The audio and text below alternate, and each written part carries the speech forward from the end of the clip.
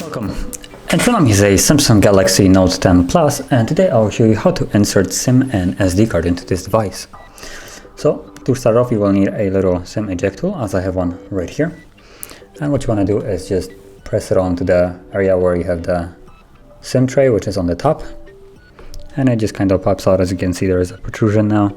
So you can just put it all the way. And from here you have space for the SD card, as you can see, right so. And the SIM.